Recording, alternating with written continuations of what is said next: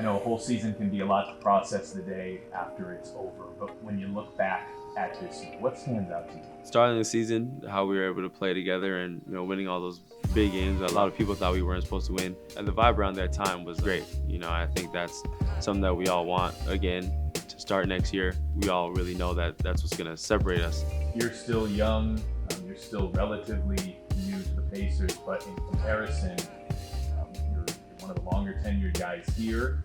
Do you find yourself in this interesting middle ground of feeling like you're still on the up and up, but at the same time, like you've been here longer and you've got guys that are looking up to you? For me, I feel like there's only room to grow. I always feel like that. I could always get better every day. I work like I could get better.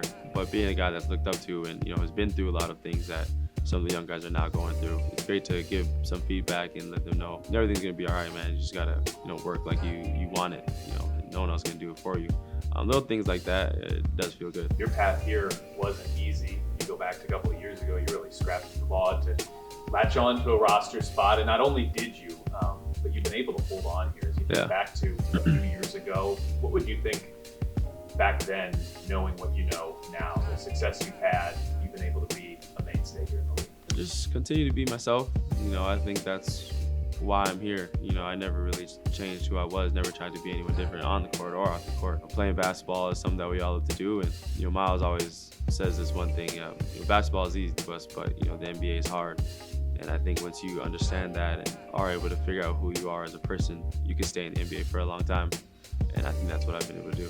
You referenced the first half of the season. Take me back to that when you guys are overcoming all this outside noise, the low expectations. Unfortunately, injury derailed that a little bit out of your control, but what you could control, you guys did a terrific job with. What was it like to be on the inside to experience all of it? It was great, man. Going around the city and just, having everyone really root for us. People stopping us saying, they come into a game or they're excited to come to a game. This is the most fun they've had since 2013, they went to the playoffs or whatever.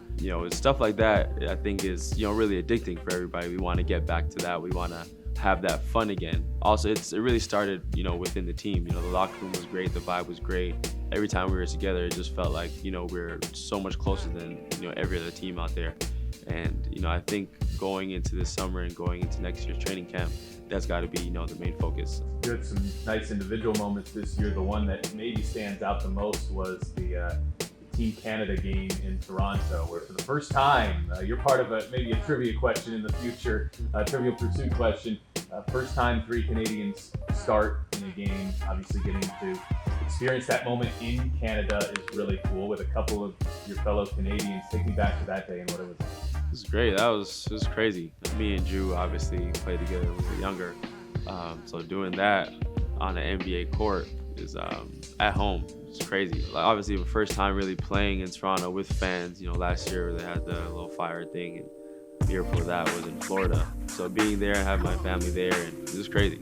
It also seems like you're part of this generation for Canadian basketball that's really starting to rise it into being one of the top countries in the world. Do you kind of feel like there are similarities there, maybe in what you're trying to do from an individual and from a team perspective? Yeah. I mean, like I said before, I'm always trying to get better every day, working to get better.